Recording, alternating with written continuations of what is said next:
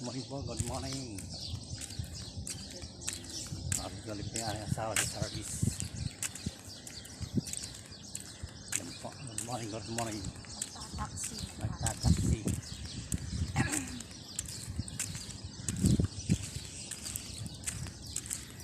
Yung kanyang service ay ano, nagtataksi muna. Yung kanyang service yung sa Pakistan.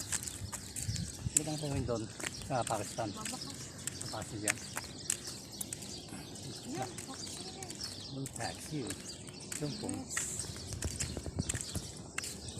Bakit naka-red? Ibig sabihin. Morning po, good morning. Galing po yung aking asawa sa service. Yan po, good morning, good morning. Nagtataksi.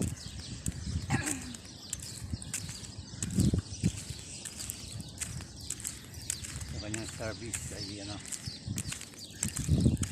nagtataksi muna. Yung kanyang service yung sa Pakistan. Hindi lang po yun doon sa Pakistan. Sa Pakistan yan. Yung taxi. Yung po. Bakit naka-red? Ibig sabihin pag ganun siya eh. Babalik. Yung ganun din. Nalilikot pa yung ganun. Nandi na. Yan o, parang nasa abroad o.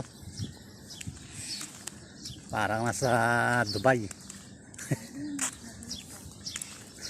May init na masyado rito. Dito sa labas, okay ba? Ba't sa loob ng bahay mainit? Siyempre, masingaw yung init. Yung ano nang mainit, nasingaw yung bato nun eh. Hindi bubuksan ng aircon. Morning po, good morning. Ayan, naglalakad ang aking asawa oh.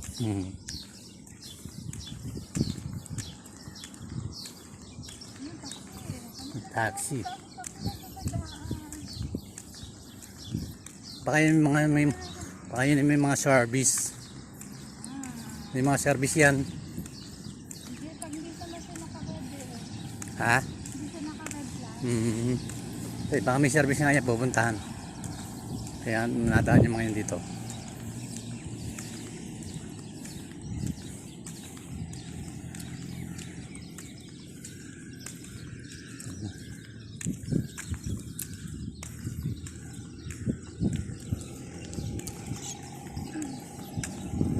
Yan yung bus mo oh.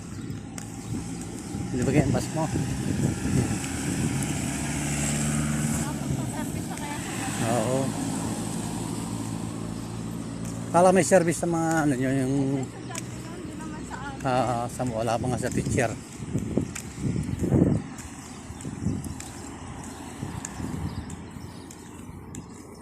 Morning, good morning po.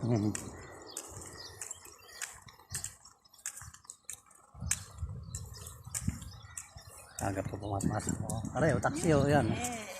Taxi, babalik yan eh. Taxi yan.